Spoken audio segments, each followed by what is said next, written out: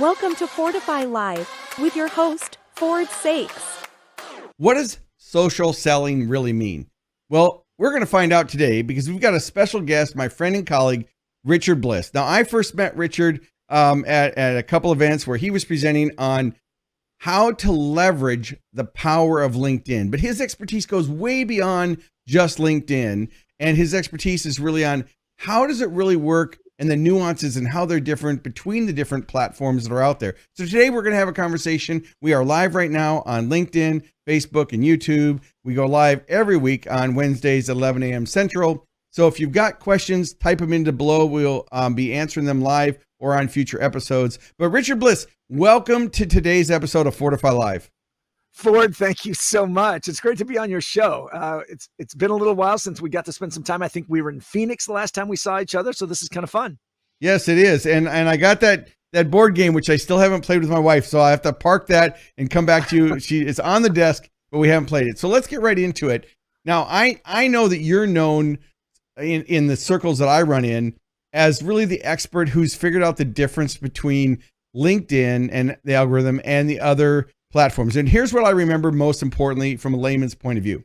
A lot of people are wanting to use LinkedIn to expand their brand awareness, what I call reputational equity, right? They want to expand their reach. And so I, as a business growth expert and digital marketer, I thought I was really doing a lot of things right. And then I learned I was really doing everything wrong. Like you came in and you were like, oh my goodness.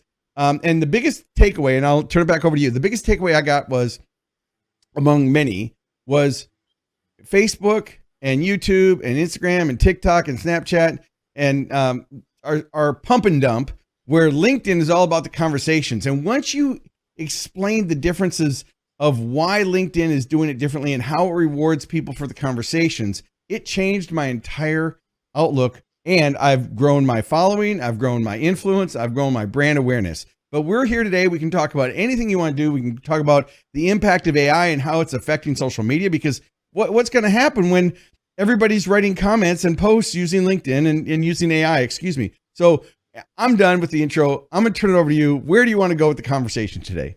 Well, let's start with that little teaser that you dangled about why you were doing everything wrong. Because you weren't doing everything wrong. You were just doing everything wrong for LinkedIn, right? And that's kind of what we're talking about here. Because, and it comes down to a business model.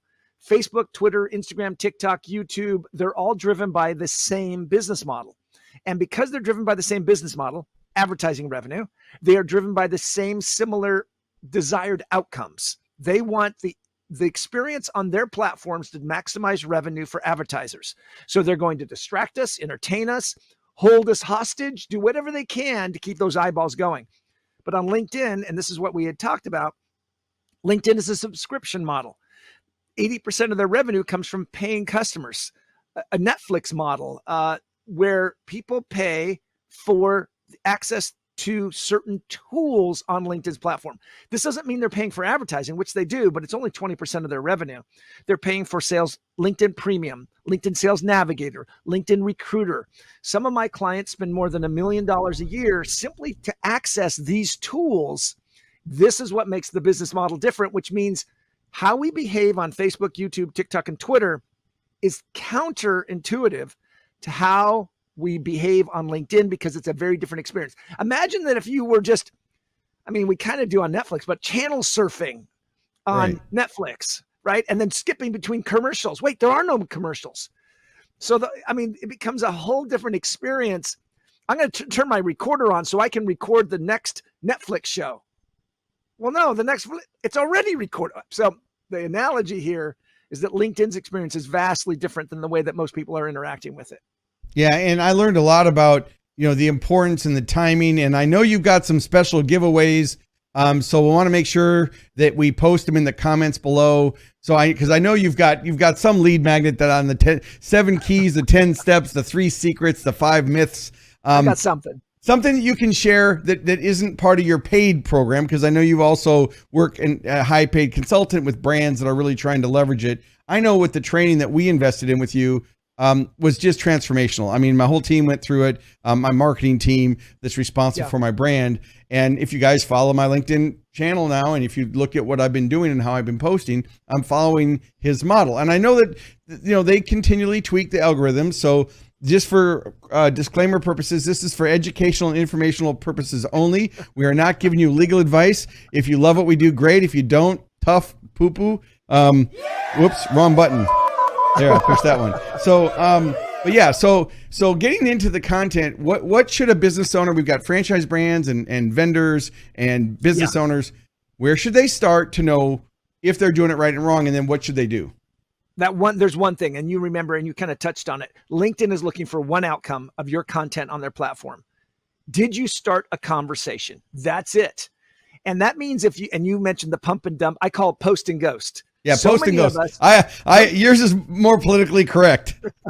Well, one of the things that we're so used to is using these free platforms to dump our marketing content on there to get eyeballs. And LinkedIn's like, no, that's not what we're here for. We're here to start a conversation amongst business professionals. And it's measured really in one way. If I put out a piece of content on LinkedIn and I can get 10 comments on that post amongst my business colleagues, my business network, LinkedIn's going to show it to multiple thousands of people in the next 24 to 48 hours. Now, you see some people, we got just a disclaimer. You see some people manipulating or abusing this aspect of the algorithm. And they're doing it with these pods where you join a pod, you pay money, and everybody goes in comments. You can spot those a mile away because they're throwaway comments. Oh, this is great. Thanks for sharing. Love this. That's not starting or participating in a conversation. So for business people who are listening to us right now, the next time you put out a piece of content, my recommend on LinkedIn, text only, no pictures, no links, no graphics. Instead, simply put out the text that you want your audience to know that will start a conversation with them, as if you and I were talking to them. You're not going to give me a marketing brochure if I ask you about your business. Instead, we're going to have that conversation. And that's what I try to drive home, is that get away from the marketing speak, because your audience is just going to click like and move on. They're not going to stop and comment on your really beautiful graphic that you've created. They're not. Marketing hates to hear that. No, I agree, and I'm still guilty of it because, Alex, our producer, who should be listening live as we monitor this broadcast, we've used the pod system. I'm going to say right now, and Vince Pacenti, if you're watching and listening to this, I'm part of your pod. And no, hang on, because that's not quite a pod. Right. So I'm going to get to that. I'm going to tell you what we're doing, but I want to ask you a question. So I've been working with Vince and about 10 other strategic professionals that we're actually taking the time a couple times a week. We have very specific times to post and help each other with the commenting and really authentic commenting. But here's a question for that. So I know we're not talking about the paid pods where it's all garbage. We're talking about a very strategic thought leadership group where it's not going to trigger a warning with the algorithm because we're actually creating conversations. We're just notifying each other of those conversations so that we can be more timely in the posting. But we've been doing that for Fortify Live. So when we get a guest, we go live on Wednesdays. On Thursdays, we post the podcast. And on Thursdays, we send out to the guest, the featured guest, hey, our episode, went live yesterday. Here's the replay. Here's the podcast. And here's our marketing kit so that, it makes them easy for them to copy and paste and to promote the episode, right? And then we were taking that on Thursday because that's when our pod meets between 8 and 10. We decided all together that, hey, we're not going to post all during the week. We're not going to make it crazy for people. Between 8 and 10 on Tuesdays, Thursdays, and Saturdays is when the pod will meet. And if you don't post then you don't post comments other than if you just want to manually go follow someone like Vince Pacenti. So the question is, we've been doing that now for my LinkedIn episodes for an event, and it's not triggering anything. And that's probably because we're using the comments on an event. We're not actually making a post about it and creating a conversation. So Alex, I hope you're listening to this. Walk into my office if you are. But we're going to have to change what we're doing. It's still good to get some comments, but it's not going to trigger the algorithm. It's not. Partly it's because the comments really have to be part of a conversation. In addition, the algorithm will start to notice that it's always the same people, and it'll start to kind of measure how that conversation is happening. And I know that your group, I don't like calling them a pod. Let's call them a social squad. Your social squad. Yes, that's better. Common interest.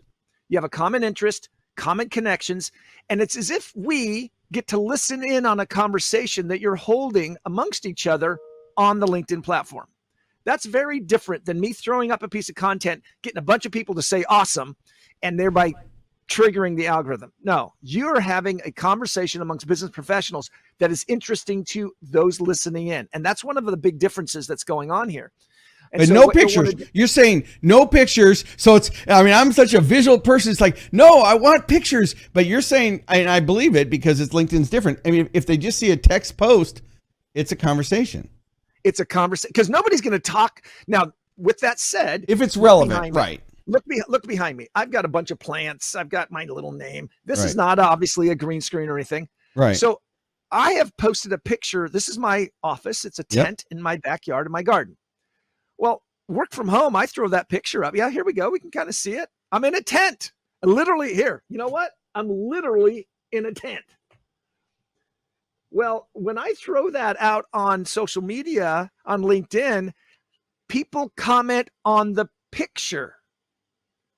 And I give a story behind why I'm in a tent, that type of thing. But if I was just to go grab a standard stock photo of a pop-up farmer market tent, nobody's really going to comment on that.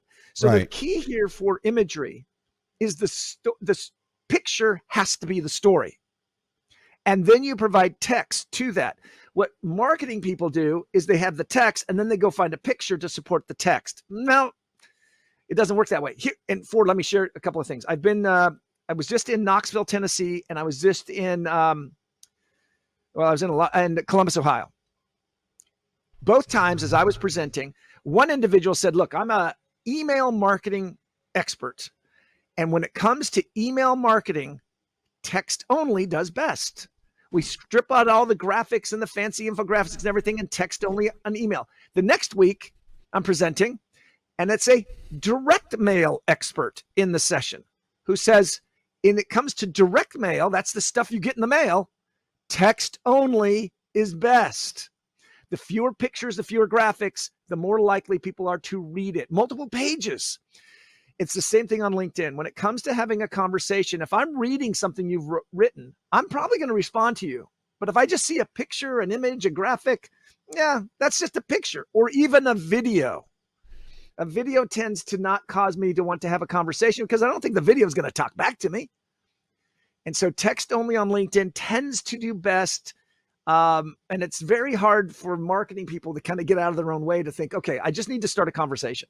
Well, I will tell you another tactic. So anyway, great. I am going to be sending this episode out to several of my clients. Again, even though I've been talking about this, it's just it's so counterintuitive to the conditioning of what people think they're told to do on social media. So, YouTube started in 2005, LinkedIn around the same time. So there's been a couple decades of people being conditioned. But if you're really going to leverage the power of LinkedIn, and we're not talking about LinkedIn Sales Navigator, there's a whole bunch of nuances for that. But if we're just talking about building relationships, finding opportunities, and creating conversations, you definitely need to use the platform differently. And I when people ask me as a so-called digital marketing expert, I tell them, look, social media websites are just databases and they're communication tools.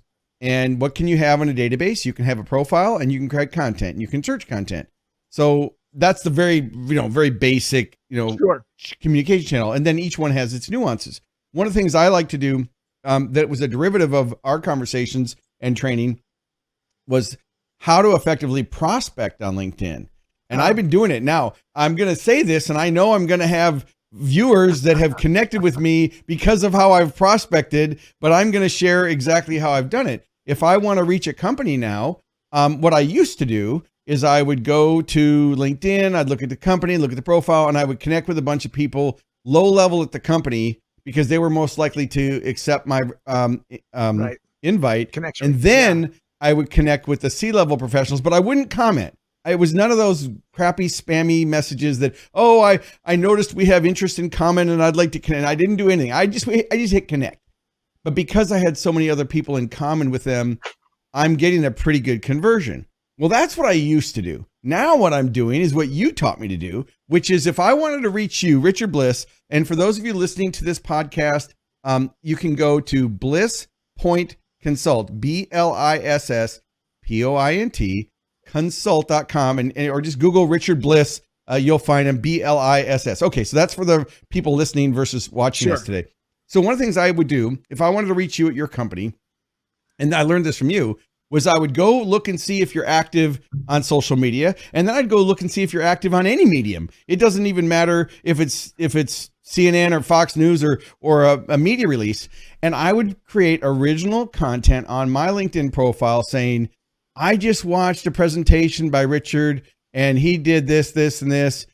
And I'll give you a real life example. Actually, I just spoke last week on mastering AI for business in Louisville, Kentucky, for the American Gem Society. I did 2 presentations on AI and the impact it's having on business. And for those of you watching my show, I've been talking a lot about this because it's a relevant topic.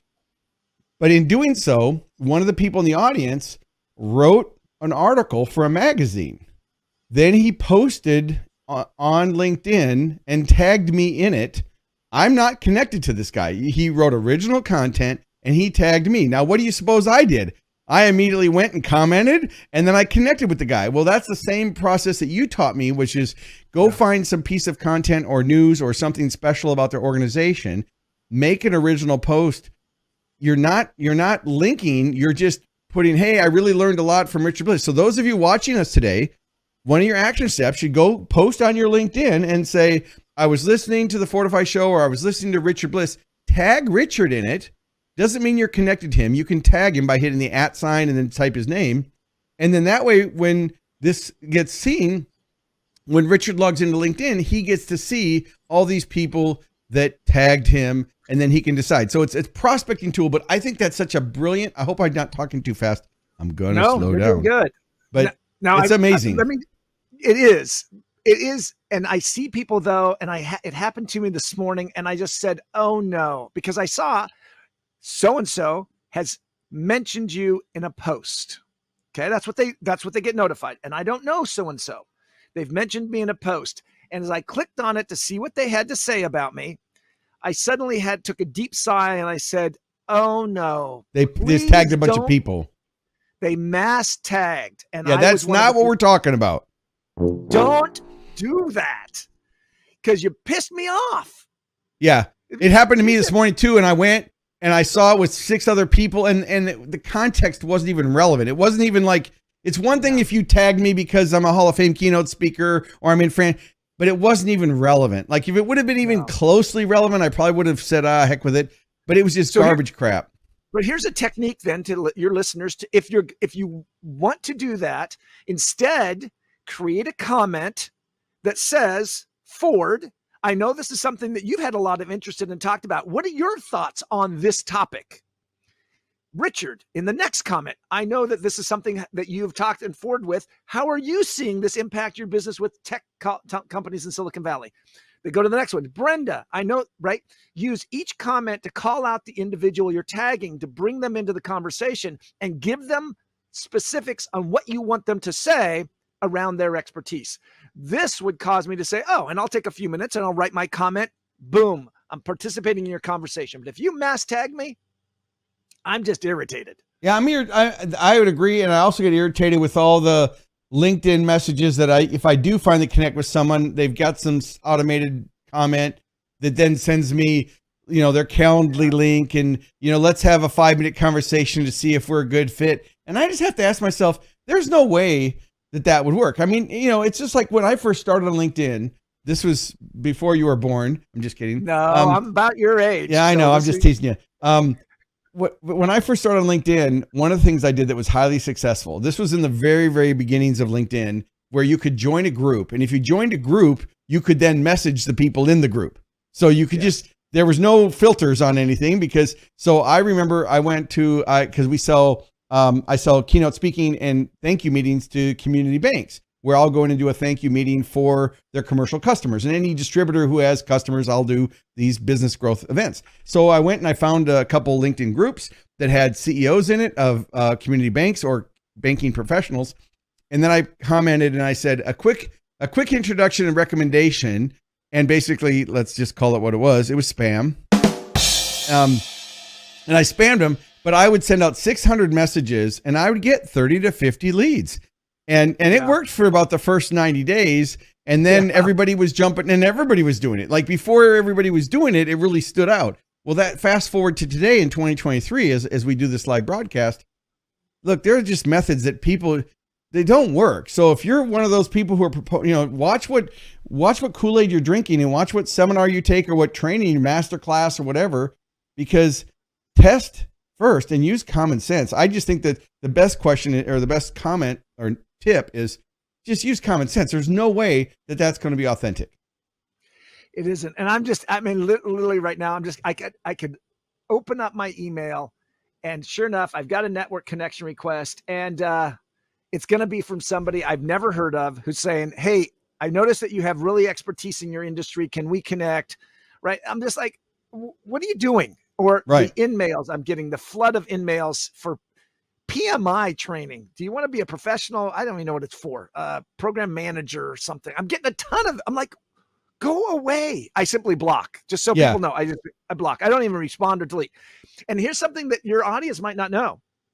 When you get those spam messages on LinkedIn, those in-mail spam messages, they paid LinkedIn for credits to send out a certain number of those every month. Usually it's like 25. Yeah. So if you got one, they used up one of their credits to send you that message. If you respond, you give the credit back. If you respond and say, stop spamming me, you gave them the credit back. You're paying them you're rewarding them. So just delete it, block it, and don't engage. And so that's just basic stuff, but we're dealing with it so much today. So of an organization, who would you suggest in an organization? Now, I think I know the answer to this, but I want our listeners and viewers to know this. Of the companies that are involved in revenue generating activities, how many people in their company should be active on LinkedIn? And do you think that it's important for businesses to help their employees brand their LinkedIn while they're working with a certain company? That's a great question. I had this conversation this morning as an international call talking to people who support executives all around the world, South Africa, Europe, Asia. And it's interesting in different parts of the world how you respond to that. But here's an example. I have a client, they're based out of London. They came to me, their CEO came to me early on in the company when they had just about a little over 100 employees. They're now up over 1,100. They became the number one ranked active company on LinkedIn for the UK in 2022, because we worked with their entire company to explain the why. Why should you be on LinkedIn? And then we explained the how. Here's how the LinkedIn algorithm works. And so what they did is they realized that every single person at the company can participate in building their own brand and participating in the growth of the company brand. Now, if I work for some brands, I might not even care about whether I grow their brand. But being able to participate in conversations that are focused around solving problems for customers makes me sound like I'm valuable, even if it's my company that's providing the solution. And so what we taught them was accounting, HR, engineers, find a way to participate and comment. So what I tell people is almost everybody in your organization should feel comfortable commenting and engaging. They don't have to create content, but that commenting strategy is the key way for them to participate and grow their own personal brand. And I showed you a graph, and I tell people, like, look, don't do any content creation for a week, but only comment on 3 people for 5 days, a 3x5 strategy. I want you for the next 5 days to go find 3 people and leave a comment. And the comment has to be more than good job, I agree. Right. It has to be forward. You make an interesting point. As I listened to the show, I heard you say this, and I see that's really valuable, and here's how it applies. So a real comment, I'm telling you, the number of people looking at your personal LinkedIn profile will jump by 300 to 500% at the end of a week. A single week will see a massive jump because you are participating in other people's conversations, and that will cause people to find out who is this individual that's adding value to this conversation? That is the secret sauce of LinkedIn, the commenting ability. Because when you make a comment, it doesn't just go to the author. If I comment on your post, Ford, you don't just see it. My network sees it. And then if you respond back, your network sees our conversation. So that commenting is critical to anybody who's looking to find a way to participate on LinkedIn. Go comment and find a way to add to the conversation. And then also, so commenting that's I'm going to hit the ding for that. It's a little keeper there.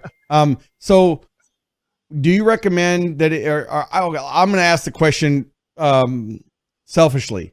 I want my team to make sure that their LinkedIn profile is up to snuff because they work for a digital marketing agency. So I would like it if they would change their heading to be more congruent to the company that they're currently working with. Now, if they leave and go work somewhere else, then that's fine because we don't own, as a company, we don't own our employees' LinkedIn profiles. These are personal profiles.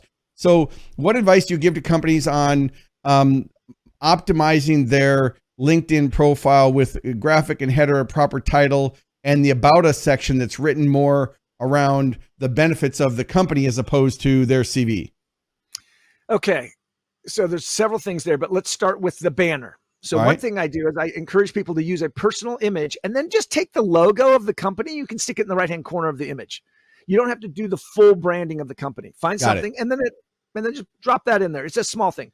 The photo should be here. Let me get right.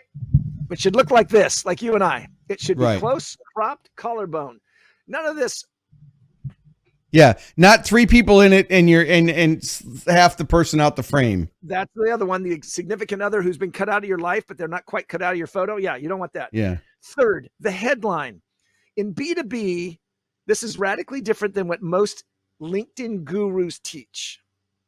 But in B2B, when people look at their profile, they really want to know one thing, two things: who you work for and what you do there. Because when somebody comes to my profile and wants to connect with me or comment, I hover and I want to know, where do you fit in my ecosystem? Are you a partner, customer, vendor, prospect?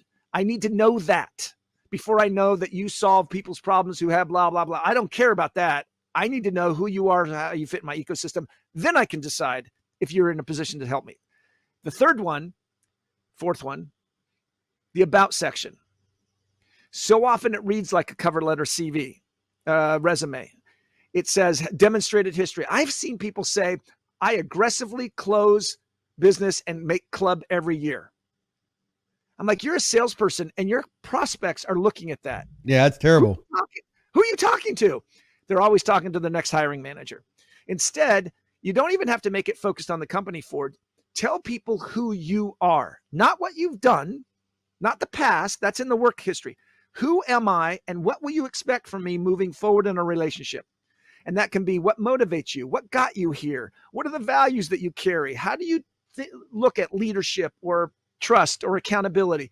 All of these things are the things that are intangible that aren't going to show up on your resume, but instead you're going to use that About section to tell people about yourself. And you should have 3 to 4 paragraphs of content.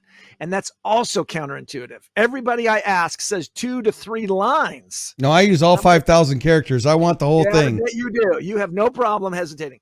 So this whole profile now, that's as far as you really need to go. Right. We call that above the fold, right? That's just about pretty much what. And I wanted to do it for optimization for SEO. I mean, I know that LinkedIn's an authority site, so I thought the About Us section would help people find me if they were searching for keywords. Nope. It doesn't. Okay. Guess I got to redo that chapter. Okay. It doesn't. Now, yeah. So LinkedIn is a almost closed garden, right? It very little.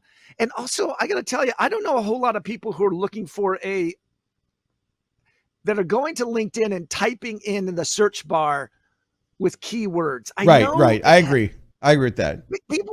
So when people are doing keyword stuffing on LinkedIn, I'm like, nobody's looking for you that way. But it's not even keyword stuffing. For me, though, I'm going to detour. I don't want you to lose your thought. Sure. For me, like I do a lot of work. I speak to corporations and associations, and I do public events. I do a lot in different industries. I do a lot in franchising because they're business people, and I do business growth, right? So for me, I wanted to make sure that when someone Googles franchise keynote speaker or Ford Sakes, that that my website comes up, my LinkedIn comes up, my over 100 5-star Google reviews come up. I wanted the reputational equity, so I wanted it to be branded to bring in the social proof. Not so much because someone's going to LinkedIn and searching for that, because they don't use LinkedIn as a search engine for that. They're going to use, Google or something else. Right. Now, here's what's interesting. The one piece of information that kind of gets indexed when LinkedIn is not your headline. Right. And it's not your about section. It's the job title that you've given yourself at the top job in your LinkedIn profile. Yeah, and I need to go back and review mine. They've consolidated mine because I had different ones and I haven't gone through and updated mine in 4 years. So what yours is, if I Google your name, right, the link that comes up for LinkedIn says, let me just take a look at it. Because it used to be keynote speaker, franchise consultant, but then it was also founder and publisher, and it's got all this other crap. No, now it says Sakes, President, CEO, Prime Concepts Group, Inc. Yeah, I need to go back and change that. But it says that because it's pulling that from the top job. Right. It's not pulling it from the headline. It's not pulling it from the right. about. It's pulling from the job experience, your most current position. And I have gone in and added experience with different jobs at the company, but it sees that as the first one. So one of the action steps, I need to go back and just edit that, because I don't care if they already know that. People don't need to know that. They want to know, what I do, not just the company. They do. They want to know kind of what do you do? And so that's mine, I think, says top LinkedIn trainer or something like that. Yeah. Something like that. So that when they see my name, oh yeah, that's even though that's not, I'm the president of the company, but it's like, all right. What about all those people that in their name, in their last name field? So, and we've got colleagues that are watching this, and I could name them. They know who they are. I just have my name, Sakes. I don't have CSP, certified speaking professional, Hall of Fame keynote speaker. I don't have all that crap, but there are so many people that have used their last name to stuff in all that extra crap. I just don't think that's good. I agree. And usually I have to backspace over that, because when I tag someone, I don't want all that crap in there. Yeah. So I have to tag them, and then I have to back out Hall of Fame keynote speaker, business growth. I'm like, what the fuck? Whoops. Almost said a bad word, but it's like, why are you doing that? Yeah. So you've echoed from an expert standpoint. I think their name, I don't think you need a whole title in there. Yeah, I agree. And technically the LinkedIn terms of service, it's against that. Yeah, it's close. Those who throw in dialogue of something, a value proposition type thing, that's a blatant violation. Right. And they will find you, especially if somebody reports you. But all of the certifications, that's kind of a gray I can area. understand PhD or something. I can understand some initials or some, if you're in a certain industry where those are relevant, you want to make, I think it's helpful, because if I'm looking for Richard Bliss and he's an attorney, it's nice to know that I've reached the right one. It is that, and that helps. And so sometimes, especially in the industry that you and I operate in, our colleagues, if they have a common name, you don't have a common name. I have a slightly common name, but I tried to dominate the social media airways with my name. I can spot, that's who I'm looking for, because it's got some of those initials in there. So it's on both sides of the equation. Well, I really appreciate what you've been sharing with today. Is there any, I know you'll post, whether you do it now live or whether you post afterwards, let me know if there's a downloadable report or something that people can get. I'll give you a link to the LinkedIn algorithm research report that my company sponsors every year. It's 40 to 60 pages. I can't remember how many this year, of all of these little things about how LinkedIn is different. It's produced by Richard Vanderblom. Richard is a colleague of mine. He lives in Valencia, Spain. He's Dutch. He generates the report. I sponsor it. And Richard and I have been working together for several years. And so I will give that link to you. I think you can find it off my website. I think. Let me just. While he's looking that up, for those listening to the podcast, that's Bliss Point Consult, 3 words. Obviously, no domains don't have spaces. BlissPointConsult.com. Again, this is an algorithm that he's been doing. I know I've had the last couple of years of it because it updates all the time every year. Yeah. But this is a great report. It's written from a business perspective, everybody. So this isn't going to gloss over, technically. There's a lot of information there. But if you're involved in leveraging the power of LinkedIn for networking or recruiting or business building or relationships, highly recommend that you look at it. It's clear, it's concise, and it really gives you some great insights into how to leverage this tool. And again, you can tell your team to go there and download it. So they can go and download it. Also, I will provide a link to you that will actually take you directly to the report so that they don't even have to go download it and do name capture or anything like that. So I'll send that link to you as well. Well, I appreciate you taking the time today, everybody. We go live on Fortify Wednesdays at 11 a.m. Central.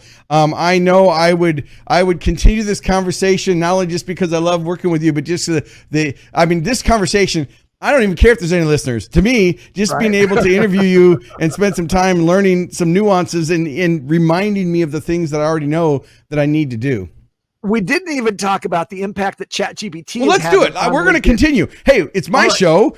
Let's continue. So a lot of our listeners are seriously asking me, and this is why, and I'm speaking on this topic a lot lately. The topic I'm speaking on is mastering AI, ChatGPT, and Bard for business. Well, every week it's changing, right? So, I'm booked. I'm actually booked for this topic in November, and I'm like, they wanted a copy of my slides. I said, you're going to get them October 31st. Like, I'm not going to prepare the presentation because, first of all, the species are going to take over by then, and we won't even need to worry about this stuff. Never know.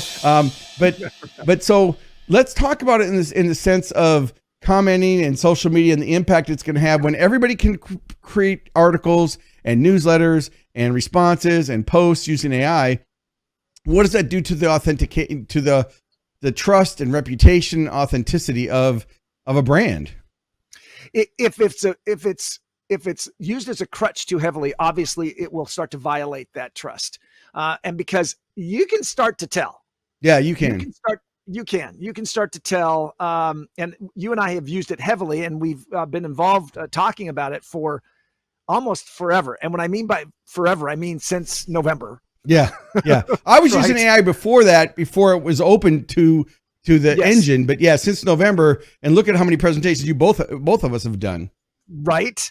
And you're right. And it's hard. And every day my feed is flooded with, here are the ChatGPT prompts. And so I keep coming back to, okay, so I'm an executive or I'm an individual. I can't keep up with all the news. What should I know? And so it comes back to a couple of things for me is on LinkedIn. Here's a couple of ways to use it. You have a prospect or a customer or a partner or somebody who's put out some content, and maybe it's in an area of microwave communications for NASA. Well, what do you know about microwave communications for NASA? Probably very little, but you would like to leave a comment. You can lift up the post, put it into ChatGPT and say, please rephrase this in such a way that my audience, maybe your audience are franchise owners. How would this be relevant to franchise owners? Could you help explain that? And ChatGPT is going to condense that. In addition, something that and I did this presentation this morning, we do with our clients is that we'll help them create the content. They can use ChatGPT to do that, but I usually hesitate against that because it's oftentimes too general, depending on the prompt. But what ChatGPT is great for is, look, I need my team to comment on this and add to the conversation. ChatGPT, here's the content. Can you create 10 sample comments of 25 words in both male and female or male and masculine and feminine voice that targets these audiences? Maybe it's commercial, federal, SLED, whatever it might be. Boom. ChatGPT will give you a bunch of comments you can now hand out to your team. Susan, here's your comment. Bruce, here's your comment. Stephen, here's your comment. Please add, massage, or adapt the comment to your particular voice. This allows your team, when the post goes live, they kind of have a kernel to build around to add to the conversation. And we use ChatGPT to do that heavily. Yeah, and I've been doing that too, even with that pod that what's Social Squad that we talked about. Social Squad. And I've been telling it to add hashtags and emojis, and I'm using ChatGPT 4 because it's much better. I mean, Yes. the responses, and I can change the tone and the style. And so I changed the tone, the style with the plugins I've got with Chrome, and it's so dang good. I mean, so the content is like I would say it. I mean, I'm reading it and I'm going, did I write that? I mean, it's so on point because I've trained it that it's scary to me. I mean, it's scary. Yeah. So exactly. I took my book, I took a section of my book, I gave it to ChatGPT 4 and said, here's my style. Now, here's a draft I've written for my next book, because I just went through and did it in draft form. Now, I'd like you to match what I've written over here in draft form to my style that I've written in a published book. And it's like, sure, I can do that. That's one way to do that. Here's another way, and you've heard me talk about this. I've used ChatGPT this week because I was working on some personal things. And I don't mean personal, like personal, but just some fun things, some hobby stuff. I don't mean personal. I know. But I did ask it to be Dr. Ruth at one point. And it said it could be Dr. Ruth. My wife was watching. She's like, what are you doing? And I'm like, okay, never mind. I don't need that consulting. But here's what I do. I use ChatGPT. I think differently than a lot of people is that it's open all the time and I'm talking to it. Yes. And so I'm like, hey, I'm struggling with this issue. I'm trying to solve this and make this work, and I can't figure out how to do it. Can you help me out here? And it comes back and says, yeah, here's some things you could do. And I said, well, I tried that, but what about this? And so this conversation went back and forth, and it's a real conversation. Well, real in the fact that it's real in the world we live in now. Yeah, it is. And then at one point, ChatGPT complimented me.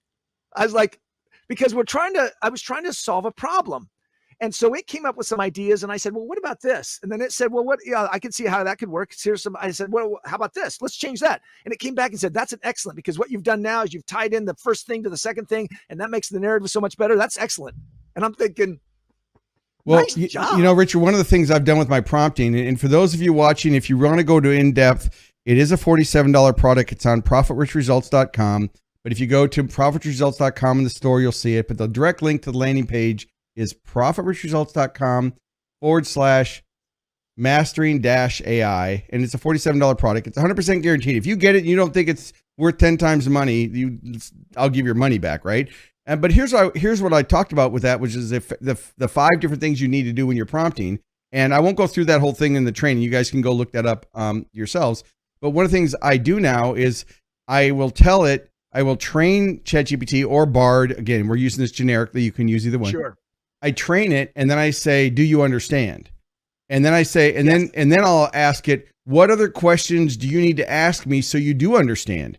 And so now it's prompting me with the information it needs. So it's a whole different level of, first people started to treat it like Google. Then they were told to treat it as a conversation. Well, I treat it as more as like you said, that assistant, that intern that's sitting there. And I have different interns. I have the accounting intern, the financial intern, the legal intern, the HR intern, the marketing, the sales. I have all the interns, so I can go to the particular threads that's already been trained as my voice or brand or the client's brand that I'm working with.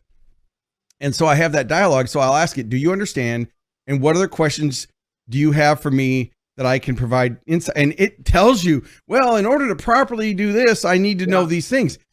That's using it completely different than how most people are using it. Most people are using it as a substitute for Google searches, as you said, or as a glorified draft writer, right? Hey, go write this. Yeah, and they need to pay attention. Just for the disclaimer purposes, remember everybody, as of right now, the three things that chat or AI won't do is empathy, adaptability, and creativity, although it's getting smarter every day. It's already supposed to be 100 times smarter than the smartest human. So, take that for what it's worth. But the other thing you have to do is you have to treat it like an intern, and that it could give you false information, wrong information. It could give you plagiarized information to the point that it does write original content. It's not bringing things from other people's websites, but it could create a methodology that's already been used. And if you don't do your due diligence, you might plagiarize. So that's why it's really important. for you got to check your work and decide, is this relevant? Just like you would if you hired an employee. If you hire an employee, they'd have to ask if it's relevant. And I have in the past asked my employees, yeah, you did this really well. Where'd this come from? So sometimes it came out of their head. Sometimes they're like, well, I went and looked at this website. Yeah. And it's the same kind of thing that's happening. So for us, it has been good because it can concise, it can deliver.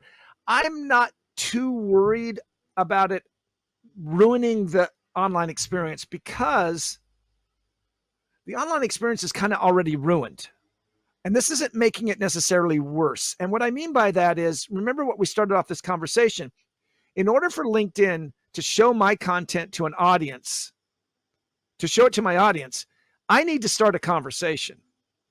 And that conversation will then determine, the LinkedIn algorithm will determine whether my content gets shown to a wider audience. Well, okay, my AI is talking to your AI and blah, blah, blah. Okay, but now the wider audience isn't necessarily, it's either relevant because those two AIs talk to each other and they got it in front of the people I wanted to see, or it's not relevant and nobody's going to be seeing it. I'm not going to be flooded with a bunch of stuff I don't want to see. Exactly. Or that's irrelevant. LinkedIn is doing everything they can to make sure I see what I want to see. And I don't mean the referral engines that are being used by Facebook and that type of thing, because what they're trying to do is show you stuff that you like to see so that you stay on their platform. Right. They're trying to engagement like the Social Dilemma on Netflix. Absolutely. But LinkedIn's trying to say, we're going to put stuff in front of you that you find valuable from a business standpoint that will cause you to interact. And that's why I'm not too worried about right now about the LinkedIn platform. Yeah, I'm not either. And people that are scared and sitting on the sidelines, do people say, is AI going to take over the world, or is it going to replace humans? And it's going to change jobs and it's going to create new opportunities. And it's like I've said many times on my shows and keynotes, AI won't replace humans. It'll replace humans not using it. So it's going to be, going to be something that we have to use.